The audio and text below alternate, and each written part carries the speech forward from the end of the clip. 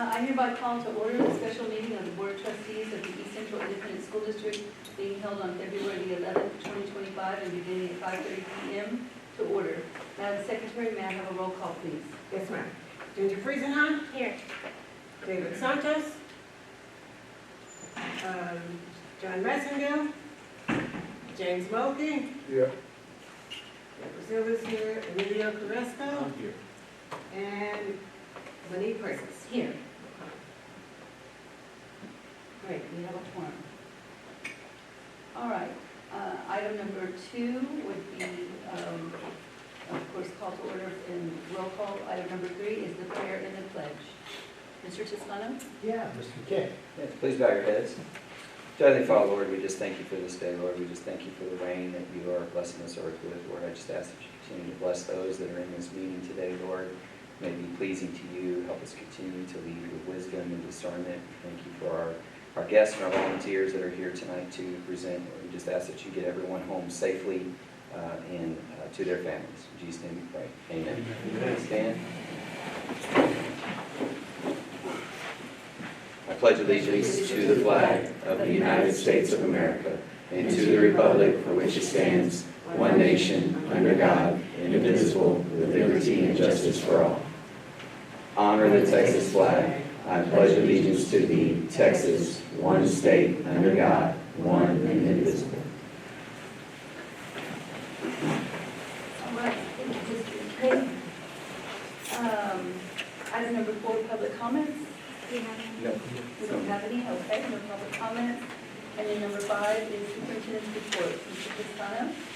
Yeah, trustees, so since the November election, we together, along with the community, have been re-engaged in identification of the lessons learned from the election and some continued conversation around what next. And so tonight, what we're going to be sharing with the board is an opportunity to hear from the community representatives about what they learned, what we all learned together, and what the community's recommendations are for your consideration.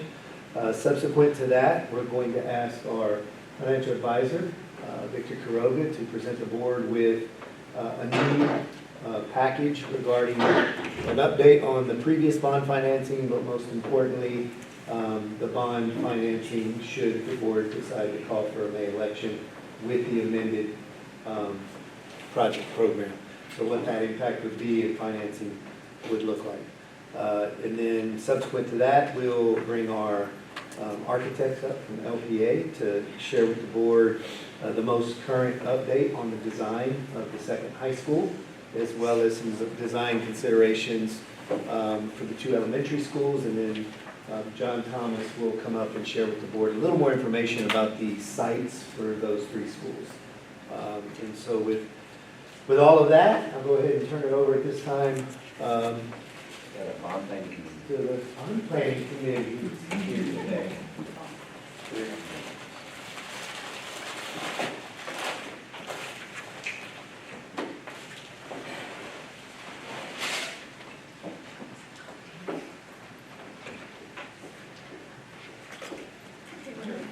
Good evening, everybody.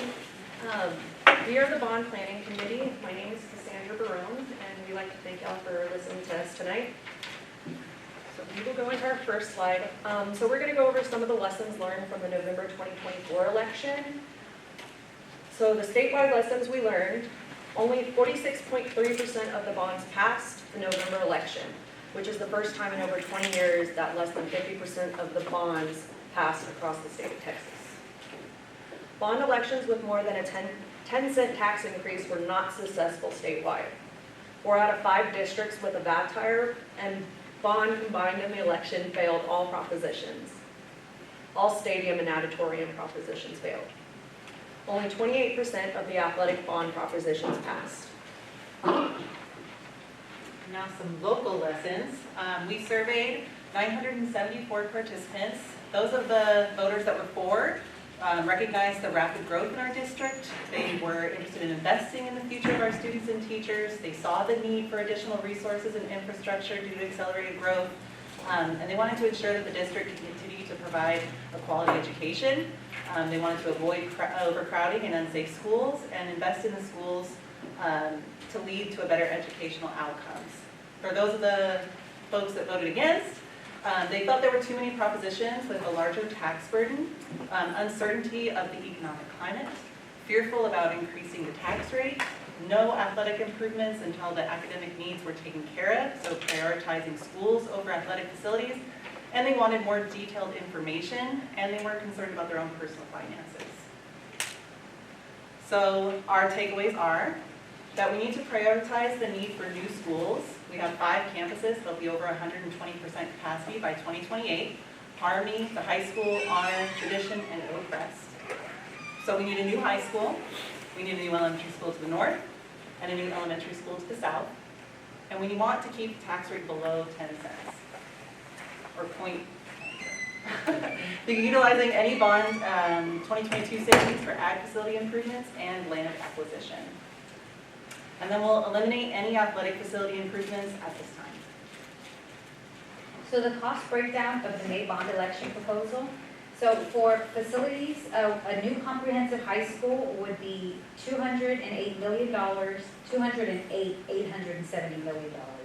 The new North Elementary School would be $49,730,000. It's a big number. And then the new elementary school to the south would be $50,550,000, with the total proposition equaling $309,150,000. So the bond planning committee recommends that the board consider a proposition for the amount of $309,150,000 for a new high school, 2 new elementary schools on the May 2025 election for a tax increase of no more than 0.08 cents per $100 value to the INS tax rate. Thank you. Thank you all very much. Thank you.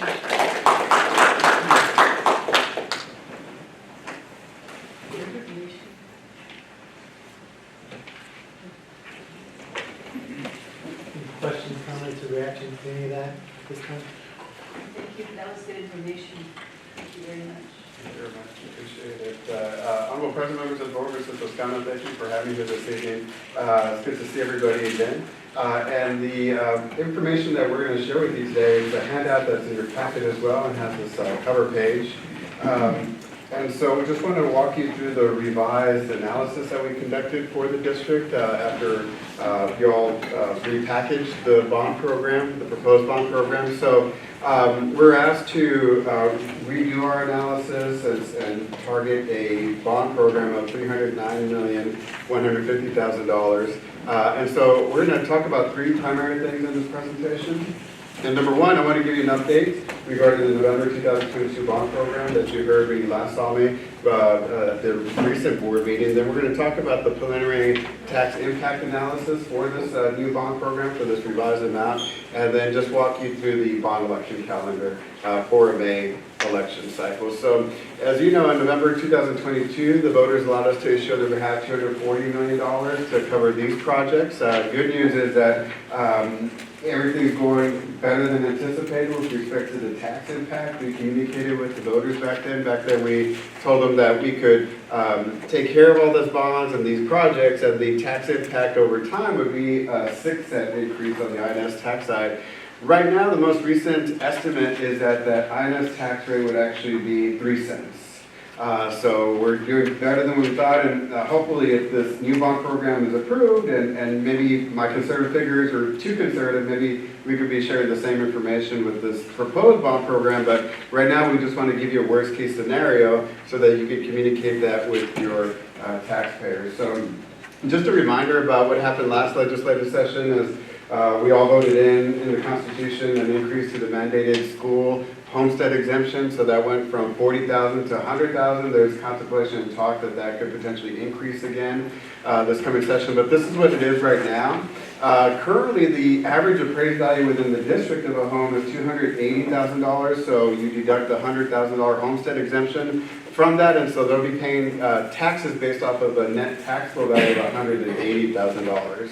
Like we talked about before, the folks that have the over 65 homestead exemption will not feel the impact of this bond if it were to pass. So some of the bond analysis that we ran for this is that we assumed, taking into account the tremendous growth that you all are seeing here with your residential values. We factored some of that in, but we're still being concerned. You all have been seeing double-digit growth in your property valuations as a school district year over year. So here we are anticipating next year going to 10%. And then after that, we're pushing it back a little bit just to be conservative at about 8%, and then 5%, 3%, and then we just kind of go down after that, just again to be very conservative. We're using conservative interest rates, and just like the last bond program in 2022, if we're given approval to move forward on this financing, we would sell it over a 3-year period. That'll help us phase in that tax impact and help control it a little bit better. So kind of like we did this program, initially we thought it was 6 cents, but because we kind of did it piecemeal over 3 years, we were able to control that tax rate a little bit better and take into account the growth that you've experienced since 2022. We use the same debt structures. Our goal here is to try to minimize the INS tax impact as much as possible when we're analyzing this. And we are assuming that the school district currently has a pretty healthy interest in sinking fund balance, and we could only use that for debt payments. And so we are factoring in, just like the last time, that we're going to utilize about $5 million to help subsidize future INS tax rates, just to try to keep this tax rate as low as possible for this new bond program. So what does that come down to? We were able to solve for this bond amount of $309,150,000, and we're able to have the INS tax rate impact at 8.75 cents per $100 valuation. And again, this is spread out over a 3-year period, and we'll show you next on how that's going to be spread out for the homeowners.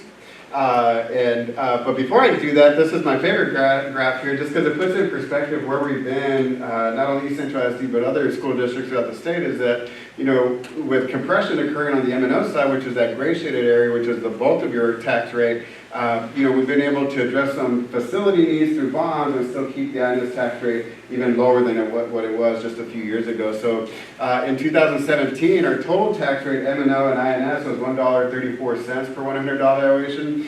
What this is showing you here is that after a 3-year period, starting in 25, 26, and 27, after we issue all the bonds and set the 8.75 cent tax increase, we're still going to be lower than what we were just in 2017 and even 2022 when we were at $1.07 per $100 valuation. So again, just trying to put in perspective, yes, it's a big dollar amount, but we are have the opportunity to take advantage of some of the property valuation growth that's occurring with the new development and be able to fit this bond program in for you at a reasonable tax rate. And so what does it look like for a homeowner? Again, the average appraised value here at the district is $280,000. We take off the current state mandated homestead exemption of $100,000. We're currently in the 2024-25 tax year, so right now, if this is approved, we won't impact this current year's taxes, but if we start selling bonds pretty quickly, at least in this summer, if it does get approved, we would sell it in pieces, probably like in third, like we've done in the past. So the first year, 2025, the increase will be about 5.2 cents. After that, it's going to be about another 2 cents, and then about 1.42 cents. And the reason why it's going down a little bit is just because we're hopeful that by that time, a lot of this development have already done it on the ground and on your tax rolls to help support the bonds. And that's the other reason why we spread it out too, because if you're to sell all the bonds right now, increase the tax rate all at once, that might not be the most fair thing to your existing taxpayers, because you know you're going to have future taxpayers that are going to come and enjoy these infrastructure improvements that you're going to be financing. And so here in the final 2 slides, we don't have to worry about this time. Everything that you all are talking about falls into what we call a general proposition. You just get to have one proposition to take care of the high school and 2 elementary schools. And then finally, the deadline to call the election, as you know, is this Friday, February 14th, and that'll show up on your May 3rd, 2025 ballot, which is a Saturday. I'll be happy to answer any questions you may have.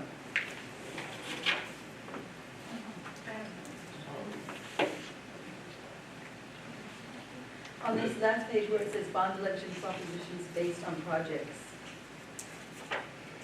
what do we, is that just things that we're leaving out? No, that's basically, this is just a slide we've been using just to inform folks that in 2019, when the state legislature changed the rules for school districts when they're presenting bond programs to their voters.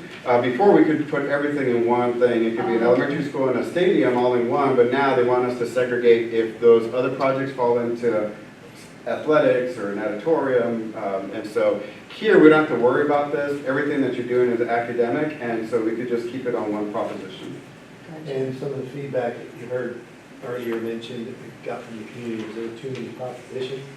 Of course, if you look at item number 1, stadium, well, we had a stadium improvement, so that had to be a standalone proposition. If you look at item 3, recreation facilities other than gyms, so baseball, softball, tennis courts, that would be a different proposition.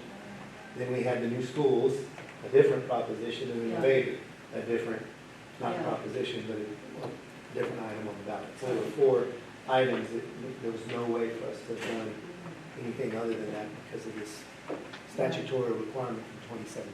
So in this particular case, given that it's 3 new schools, only 1 proposition. Is that helpful? Yeah, thank you, I appreciate it. This may be kind of a crazy question, but the language on the ballot has to say this is a property tax. Yeah, unfortunately, we have some of my clients, they're in a position where they can keep the INS tax rate the same and still put in a new bond and borrow new money, keep the tax rate the same. And for them, that's even an additional obstacle because when they go to your voters go and vote and see the ballot, this is mandatory language that only school districts have to include in their ballot. Cities, counties, other entities don't have to do that, but for school districts, and that was a new change that came in 2019.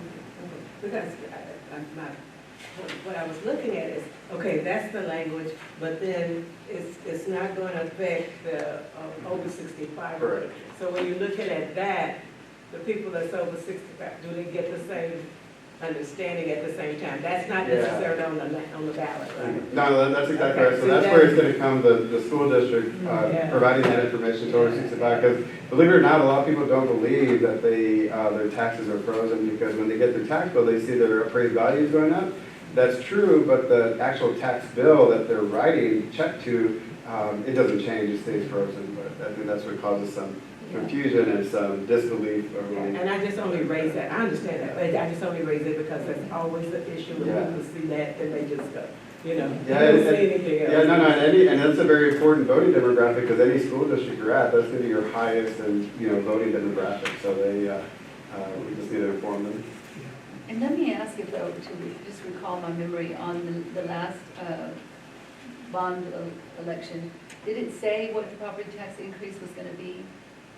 Did it give any reference It to does number? not on the ballot, specifically just on all the education materials that we Okay. published and postcards and all the things. It did break it out by project, what the tax impact of the total tax impact each project was.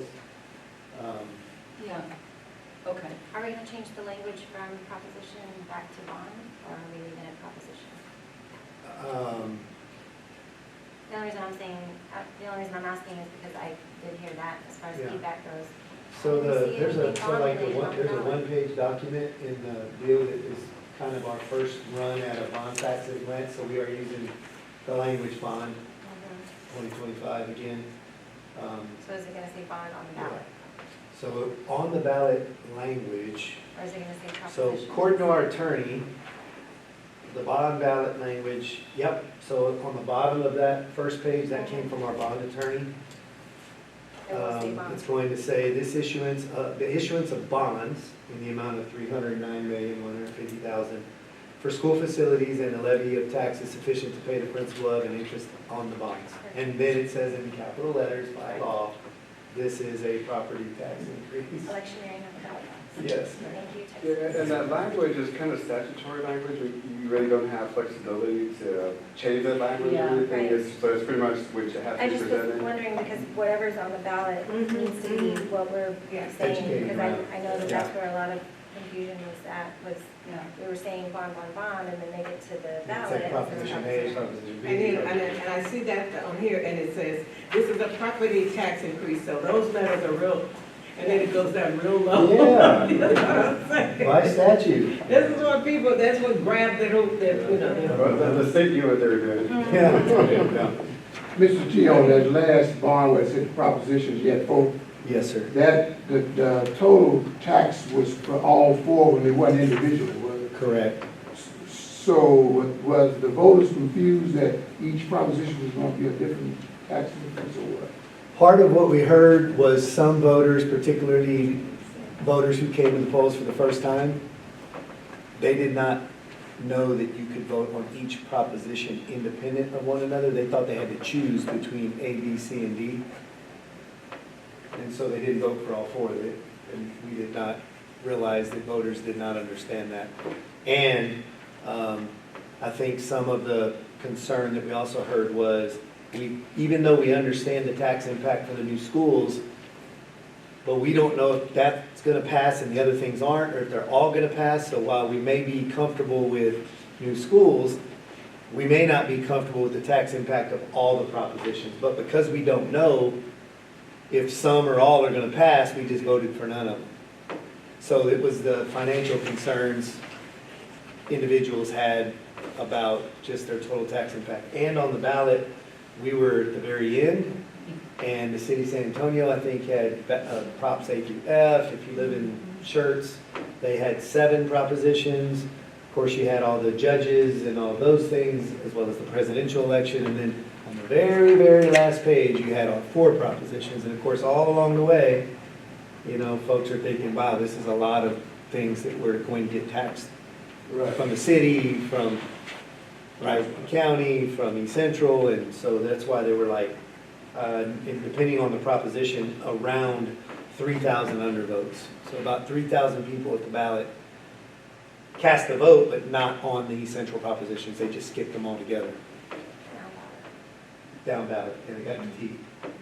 So this particular election, there's going to be more on the ballot than I think we're used to seeing in May, and we're going to be intentional about educating the community about exactly what is all going to be on the ballot and where our bond is going to be on the ballot, and the language and all the things, in hopes that we do a better job educating the voter about all of those things. So when they get to the ballot box, they're very familiar with what to expect to see.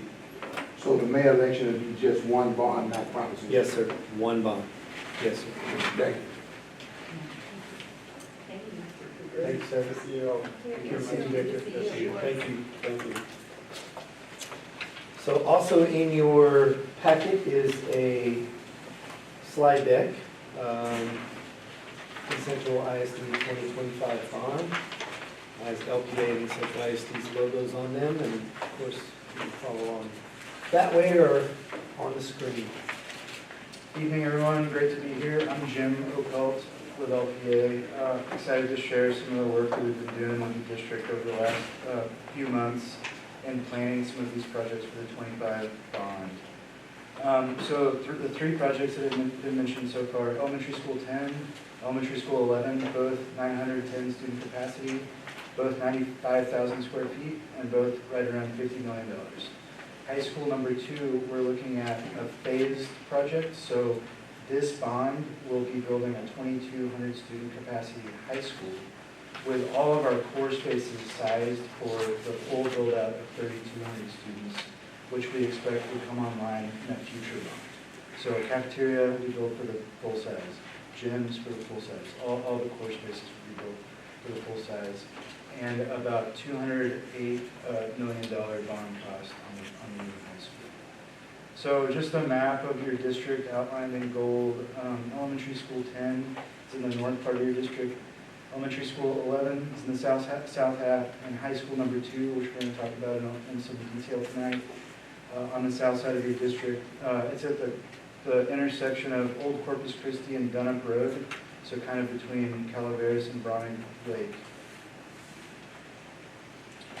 So a little bit about the process that we've undertaken since we started working on this project.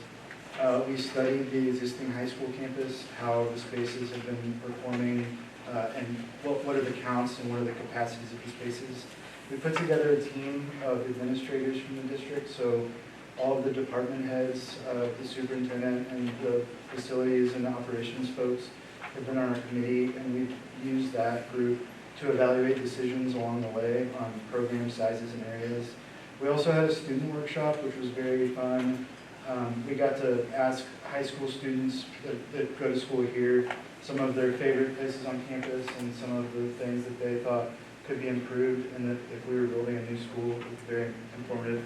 We want to keep the students involved in future phases as well. So we have a few diagrams talking about the site. So again, done up in Old Corpus Christi Road.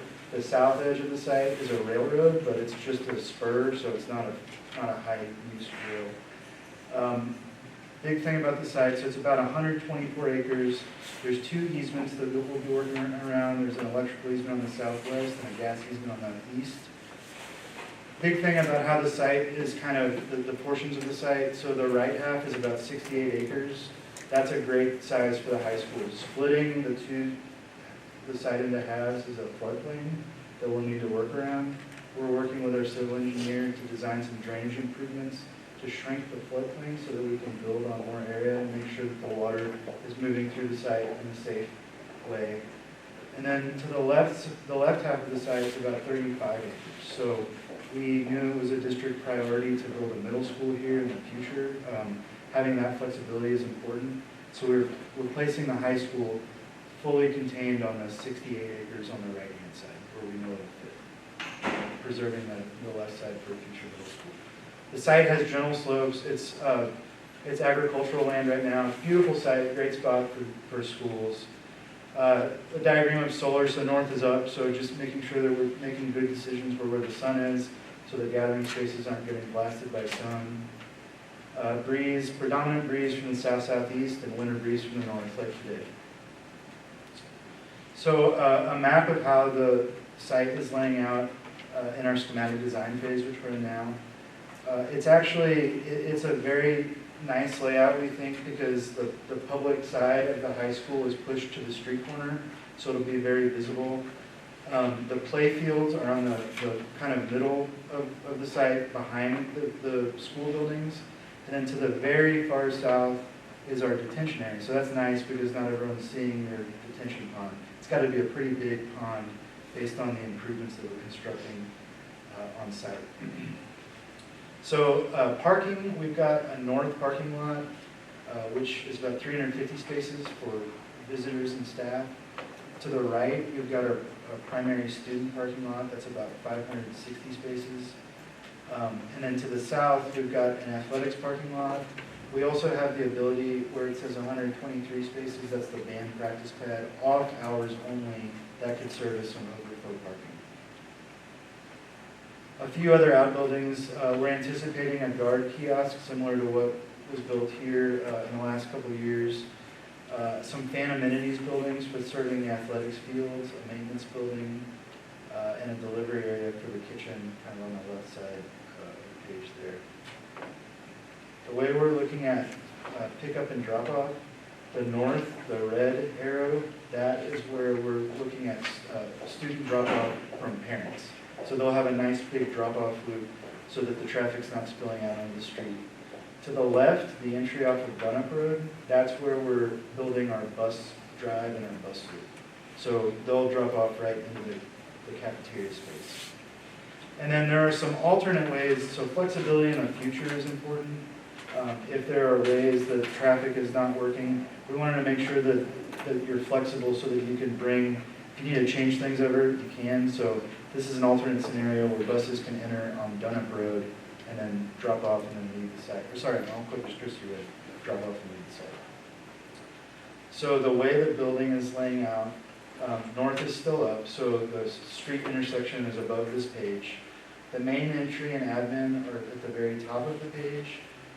You walk in a secure vestibule, and on the left is an academic wing, so that's a 2-story wing. That has the bulk of the classrooms, and it also has the special education area to the far left. Back to the admin side, bringing the admin is our CTE classrooms.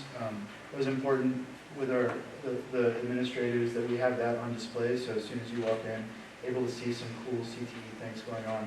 It's also nice that they have outdoor access just to the south to the courtyard. There is a link to the south half of the building, so you would walk past the visual arts classrooms, a little display opportunity there as well. And then all of the shared spaces are on the south half of the building. So we've got our dining, library, kitchen, our performing arts spaces, and our athletics, so gymnasium, locker room. This piece here is the expansion. So that's the piece that won't be built in this phase, but can be added easily later. That will add 1,000 students, and it's mostly teaching spaces. So it's classrooms, science labs, and additional CTE. So moving upstairs, the academic building on the left is primarily classrooms. And then we've placed science in a cluster over here. So they're above admin and CTE. And then phase 2 will double the number of CTE classrooms and double the number of science classrooms. So we've co-located those, so when we add the building, they're all approximate to what we built in phase 1. And we have some zoomed in plans. I have these mostly in case there's any questions about the layout. So I'm gonna kind of zoom through these. Can you talk a little bit about the performing arts? Oh, sure, yeah.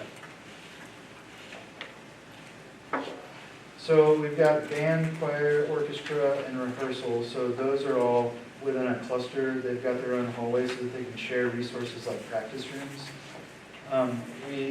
We're looking at being able to dual purpose and have flexible use spaces on this campus. So what we're planning in the dining space is a retractable bleacher system here. So those would be like theater chairs during the day. Every day would be collapsed back so that students are able to dine in this full area. But if there were ever a performance, the bleachers could move out and you could have about 1,000 people. So it's, a large number of people can fit there between the bleachers and then floor chairs, which you would arrange in front of the stage. We've also, we've got a sizable stage. It's not the size of the Performing Arts Center, but it is suitable for a high school performance and for UIL competitions. So the concept was that we weren't going to build another performing arts center, that for major performances, they would still be able to utilize the performing arts center, but there are so many student groups and so many performances at the high school level that we wanted something suitable. And so the capacity of that, when extended, is as many people as the Performing Arts Center. So they can be a full-on performance or a induction ceremony or a banquet of sorts without necessarily always having to rely on the Performing Arts Center. So for the majority of things that would be happening with student groups for the community, they have an outfitted facility there co-located in the dining room. So it's way better than what we used to have at the high school before the PAC, when the cafeteria was a cafetorium, where you basically just took the cafeteria seats and lined them up and put 400 people in there, and they weren't staggered. If you were in the back, you couldn't see over everybody, and the audio wasn't good and all the things. Much better design, so that the chairs on the floor and then performance arts kind of seating, it's retractable and expandable. So that was something that the committee really worked on trying to solve, and LPA helped us solve the problem.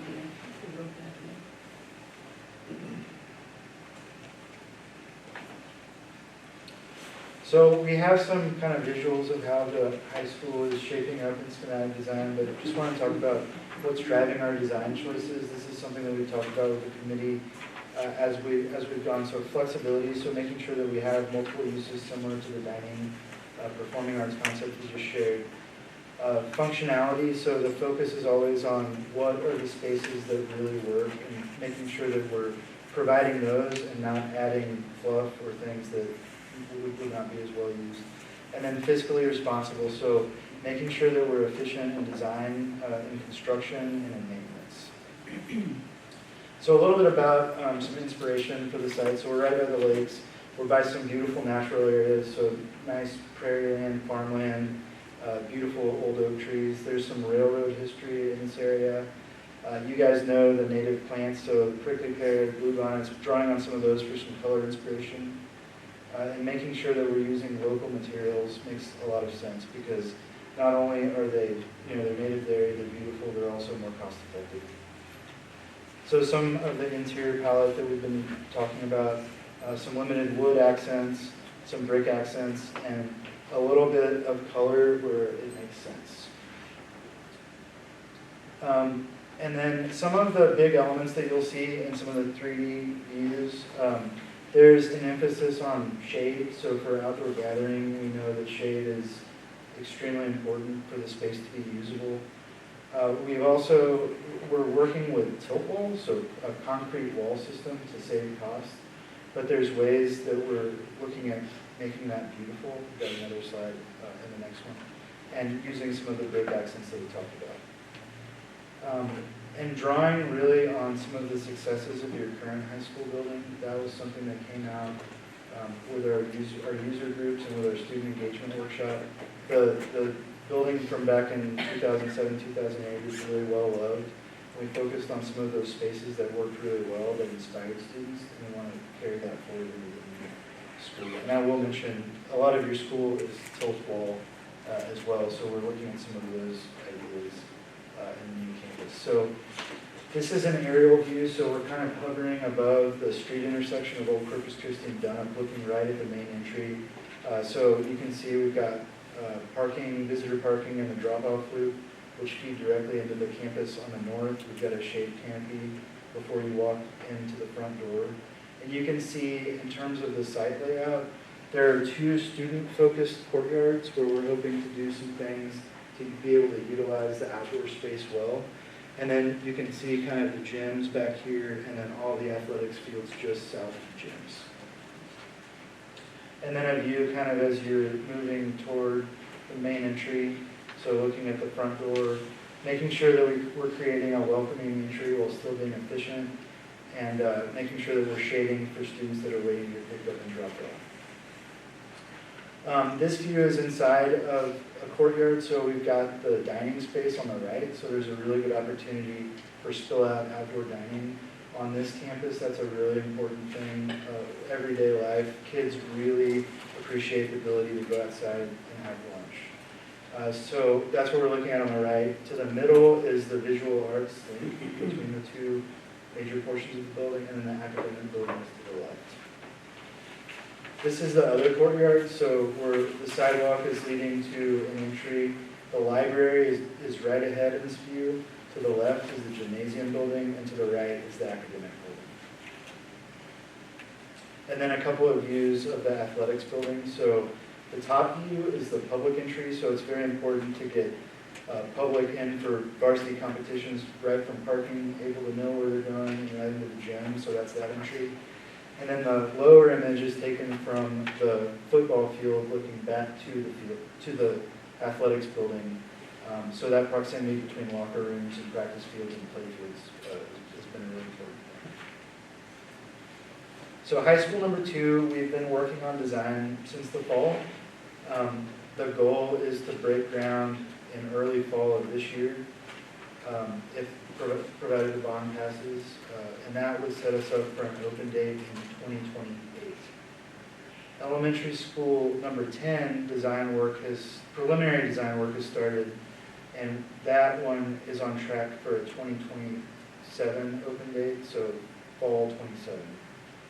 Elementary school 11 is 1 year behind that, so that would open in 2028, the same year as the high school. So I just want to point out, because the board commissioned LPA to continue design work on the high school, and because we're essentially utilizing the tradition honor designs amended for the site and continuing to be amended based on the user feedback, the design timeline is still on track even though the November bond failed. So these projected opening dates in 2028, 2027, and 2028 still match what our demographers demonstrated as a need, and also what we were presenting in November in that one. So we're still on track should we get the bond passed in May to deliver these schools when we need them to avoid portables and to avoid the overcrowding that is on the horizon. If that makes sense. This is still going to be a comprehensive, or we're doing varsity sports at this point? It'll be comprehensive. So all varsity still will be here? So they'll both have, I mean, probably that first year this school opens in 2028, we probably won't have varsity competition the first year, but then thereafter, So it's gonna be a separate high school. One thing to note, like, it'll be a 9 to 12. varsity football will stay at the stadium. We are currently playing varsity baseball, softball to happen at the new high school. But football, we're not building a new State competition. We talked about- But it will be Yeah, a JV, it'll be a freshman second JV 9 level to 12. stadium. So if the bond passes in high school to 2028, am I right? Yes, sir. So what do we do with these, the students, will we rezone and some of the students go there, some stay here? And Yeah, is so that we'll rezone, and of course, anytime we open another school and rezone, we have a process for grandfathering, but also for taking intra-district transfer requests. But in addition to that, we're anticipating that there is going to be some CTE programs at East Central High School that are not at this high school and vice versa. So in order to keep costs down, we're not duplicating every program. So students in the future, we believe, are going to have options for attending either, depending on the program that they want to participate in, or another possibility in the design of the academic program could be that we run buses throughout the day, and students could be an East Central High School student attending some of their classes at the new high school, and some other students could be South High School students who compete in band and sports and things there, but they attend some of their courses at Central High School. So this high school flexible in that way. will open before the middle school is built, is what you're saying? You talking about Valor, or you talking about the middle school on the high Right. school site? Right. The high school, what is the middle school schedule? Are you talking about the one we're building now? Right, It's scheduled to open in 2027. 2027. Well, so next year we'll have sixth graders co-located in Tradition, and then in 26, 27, it'll be open 6 through 8. Yes, sir, so That middle school 26, that middle feeds, school will open. will feed this high school. Well, it'll feed Central, because that's a Tradition. Now, adjacent to this in a subsequent bond, we'll be building middle school number 4, which will be on the same property as this high school. So legacy into the new, or the one that's not proposed yet will feed into the South High School. Yeah, so legacy and probably some of Heritage, honestly. We hadn't gotten through the zoning exercise yet. Yeah. Well, it only makes sense because we're already, if we're looking at the South Elementary School, and then we have the one going up in already, Elmendorf, yeah, Victory. already Victory. Yeah, so this south, and John will talk more The about that need for a new site. middle school will happen. Yeah. And the south elementary school, Victory, that we're building now, will provide some relief for Oak Crest and Harmony, but the elementary school number 11 is actually in between Salado and Harmony, which is what will really provide the relief for Harmony. Yeah, Victory can't do it because of the density of those homes on Dove River White that are being developed there. I had a question too on the security part of it, and I know maybe this is pretty high level right now, but what type of, obviously be comparable, I know you talked about the vestibule being the same, but I don't know if it was just because the pictures were high level or early pictures, but I didn't see any type of fencing on sure. So we'll be designing to TEA guidelines, which were updated in the last, I think, year to 18 months ago. So all glazing below 7 feet, which is outside of the secure perimeter, will have load-resistant dome. Secure vestibule will serve as a single point of entry. There will be perimeter fencing where students are. So typically, right outside of the front door is not a fenced-in area, but those courtyards behind, that we saw behind the building in athletics, because that's day-to-day student use, those would have fencing to secure them. Yeah, the only concern I have with that is, so I like the way that it's set up over here where pedestrians, everybody's on the outside of it, because if you don't, then you have all the crowd. And I'm thinking, what happened a while back with the scare and all that, and the parents were, I just think that there should be a boundary outside of that, similar to what we have at East Central. Yes, sir. Don't make any sense. Yes, sir. So you're saying that what is going to be, it would be inside of that? In other words, Yeah, you so, could get- so it's, so any exterior door other than the main entry will be behind the perimeter fencing. So the building kind of serves as that exterior But fence. any walkway or doorway will be. Will all be behind the perimeter fencing. Yeah, just so, just this high school was because it was a retrofit. The way the buildings are designed, there's no front-facing single building. So because of that, you had to really develop the entire property. But to your point, is that design starts to flesh out, those layers of security will be intentionally considered to make sure that it rises to the level of the standard that we have for our schools and also complies with TDA's guidelines, which our standards a little, in many instances, is a little bit above and beyond TDA's guidelines. But we'll want to make sure there's comparability there to all of our other schools in our schools. For sure, with access controls, security cameras as well, all those things. Similar to this school too, single point of entry during school hours so that people are needing to go by the guard kiosk if they're entering campus or leaving campus, accomplishing out of gates at the other travels. So, yeah, yes, sir, we'll keep looking at that. Yeah. Thank you. So we've also been helping the district out with some cost estimating for these projects.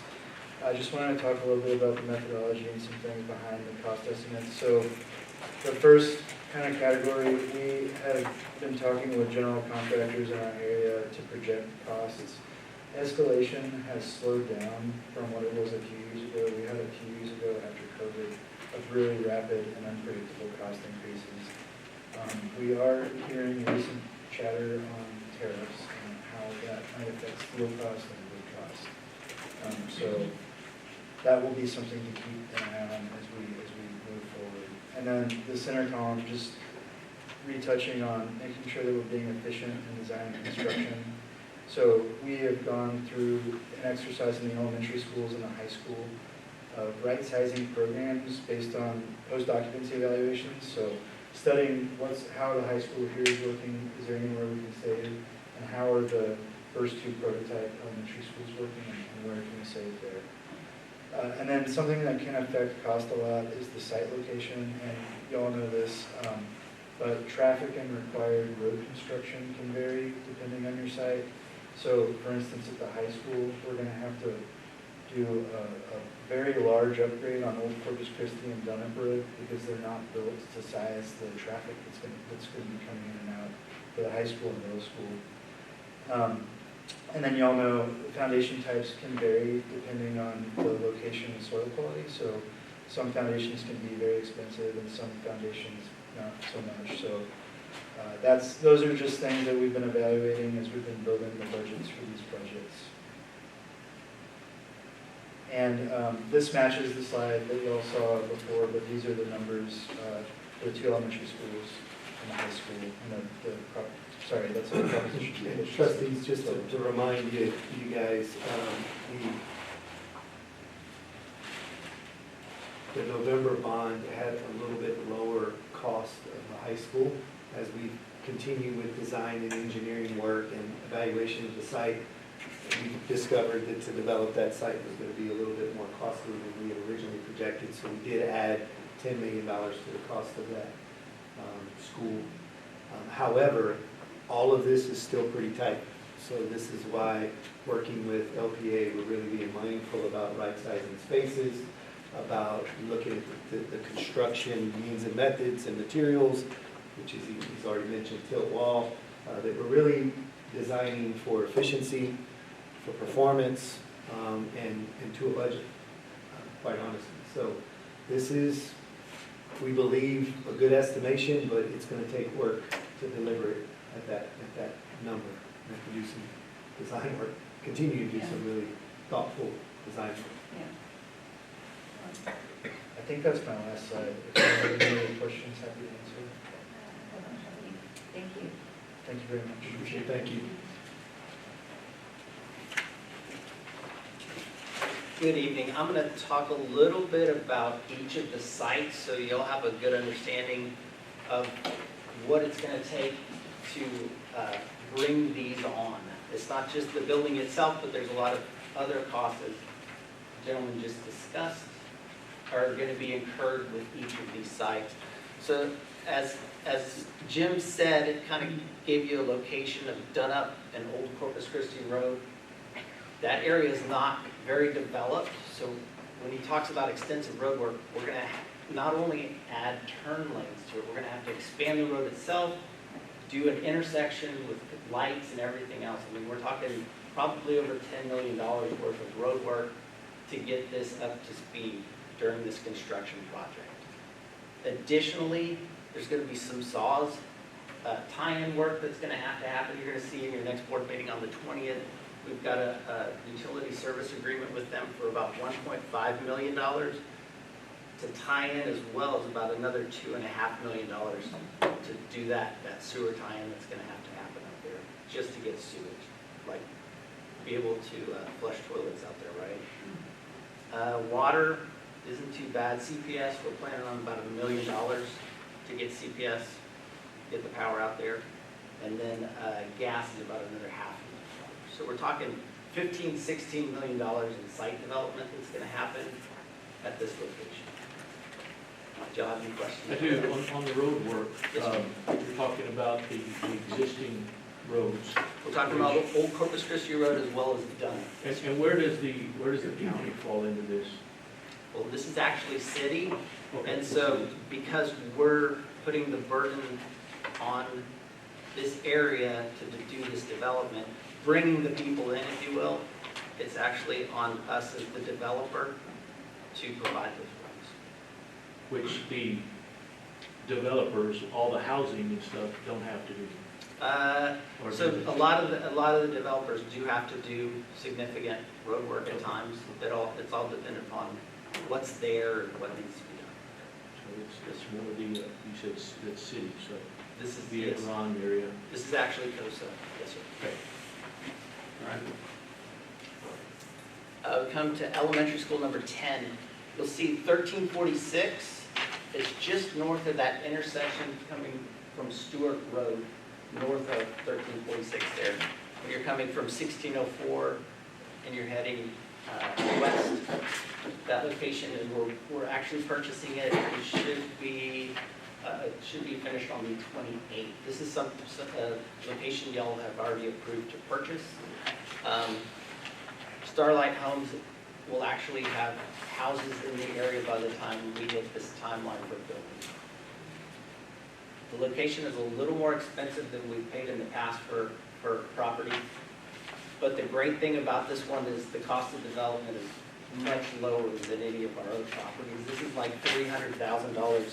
And it's primarily to do some road improvements, and those are turn lanes that wouldn't be there without us being there, and a CPS connection. So just to restate, right, this is the one we talked a lot about as a board because it was a lot more expensive for that parcel than other parcels we purchased previously, but the other parcels were not developed. And so when we ran the analysis of what it cost to develop those plus the purchase price, it was comparable to the cost of this that is going to be developed. Now, when we get to the construction phase, it's going to expedite that timeline quite a bit. We have to go through all that site improvement work that we just described at the high school site. So there's definitely pros and cons, but in this case, it's a lot less painful on the construction side that all of the site has already been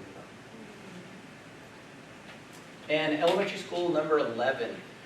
Right now, we've got a property off of Hildegard under contract. We're going through feasibility, and once we've vetted some more of that information, if this continues to look like a site that we want to purchase, we'll bring that to you for that approval. It's about $1 million less than the last property, but there's quite a bit of road work that we're having to expand a road into this property. that's larger than what the developer would have put there previously. Sewer, we've got to build a lift station, we've got to get maybe possibly some easements and develop that sewer out of there. The water connection, we're going to have to expand it compared to what's already down Hildebrand. We've got to bring a larger water line in than what is there currently. And then CPS connections. So with all of that, you're looking at another $2.8 to $3 million. So while this was $1 million less to purchase, it's an additional 3 to get up and running with those utilities. Will this be in the subdivisions? So you know where Red Hawk is probably built phase 1 and 3. This is Red Hawk this is number 5. So this area is, you see some dirt turning, but it doesn't show what's getting ready to happen there. There's quite a bit more that is right behind it in development. About 4,500 homes that build out right there. And it's been tough to find adequate sites because developers have no real incentive to sell those large parcels to a school district because there's a lot of homes there. We had worked with Mosaic for almost a year and got the property sold out from under us to Lennar previously. So we've been working in this area for quite a while to get a piece of property so we can accommodate all these houses that are coming. And there's another, like, pretty massive apartment complex going on Correct. in that area too. Yes, sir. And that's not even to mention the Borales property that's going to be north of there, which is possibly another 5,000 homes. And that's at Foster and New Sulphur Springs. That whole corner, another 5,000. So as we said, this has been a very tough area to find property. We feel encouraged about this one. We'll see if it continues to go north. I just wanted you guys to be up to speed. And of course, the first 2 properties, you guys have already, well, we own the high school site and the site 10, you guys have already authorized that purchase. We're on the tail end of that. In the next couple of weeks should close. This one is still early. We haven't brought this to you yet. We're still doing, again, feasibility, doing the analysis there to make sure that it's a. But that's part of the proposed plans that are coming up would be land acquisition as well. This would be. So so it's going to be reimbursable by future bond dollars potentially. However, that we did prune this May project program down quite a bit, and our anticipation is that we would be using bond savings from this current bond to potentially purchase land and take care of that ag expansion outside of a bond. So what we're looking at right now, as far as what y'all have been working on, and you said that it looked like Redbird, it was in phase 5, and then, did you say it was in phase 5? Red Hawk? Yes, ma'am. Red Hawk. Yes, I'm renaming it Redbird. Redbird. It's a bird. The bird. Would that be able to, handle the school that we're looking at possibly, and this is way early, handle those 4,500 homes when we just said that there's an apartment complex plus maybe another subdivision of 5,000? No. So, yeah, it's really hard to project out. Yeah, that, just Hildebrand Road alone, Underway Hildebrand, Yeah. that elementary school will be filled up with kids who walk from those homes. Filled up, 910 students.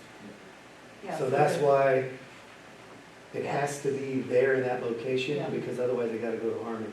Yeah, And that's why Harmony's gonna be at 1,700 students if we Yeah. don't get this done. right. And then down the road, and I'm looking down the road, but the houses are coming, we know that. Yep. We're looking at another 5,000 house Looking at subdivision. that last demographic report, yeah, we've got another middle school, 2 more elementary schools, and a 3rd high school by the middle of the 30s. And Like just out of 20, 33, curiosity, 34. since land's getting sold and developed all around Burchard, something broke ground on Burchard, is that houses? I believe that There are some that on is the Broussard. large Yeah. one that's coming in down there along. I So just remember there was passed 5,000 Oh, yeah. down that way along The water. Yep. That looks like, yeah, housing. I Or believe houses. that's the beginning of that large housing development. that's going Put it down on there. a bunch of land. Wow, okay. All right. The Now, we district is opted- turning dirt from north to south. I know. We Where you opted to live. forego, and it's just because of the bond failing, and that's really needing to regroup Yeah. for May. Yeah, We opted to forego this year's demographic study. Yeah. We had done Yeah. one each year the last 3 that's years. right. Mhm. But we're gonna need to come back next year with an updated study, Oh, wow, just yeah. because of how rapid this development is. Yeah, So that's crazy. we'll be bringing that back Okay. for early fall, probably next year. Okay. I would anticipate in this corridor, there would probably need to be another purchase. Yeah. Before too long. Yeah. To your point about the Broward strike. Yeah, okay. All right. Thank you, sir. Yes, ma'am. Anybody have any questions real quick? Sorry. All right. So that brings us to the next item on the agenda.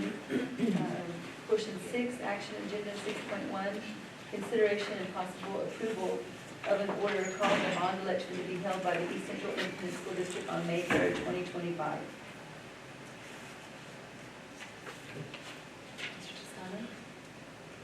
Madam President, I recommend board approval of the order calling a bond election to be held by the East Central Independent School District, making provision for the conduct of a joint election and resolving other matters incident and related to such election. So we have a recommendation from the superintendent. Do I have a motion? So, Do I have a second? So I have a motion from Ms. Friesenheim and I have a second from Mr. Carrasco. All those in favor? Aye. All those opposed? Motion carries. Then the next item on the agenda is item 6.2, reorganization of board officers. Mr. Toscano, would you say you clear that, or do I? Okay. So do I have a motion to reorganize the board of officers or leave it as it is? Do you have a motion? Madam President, I move that we leave the officers as is. Okay, I have a motion from Ms. Friedenau. Do I have a second? I'll second. Okay, so I have a second from Ms. Carrasco. Mr. Carrasco, all those in favor? Aye. All those opposed? Motion carries. All right, is there anything else? Okay, well then the last item is adjournment. Do I have a motion to adjourn? So moved. I have a motion from Ms. Friedenau and a second from Mr. Mulkey. All those in favor? Aye. Motion carries and we are adjourned.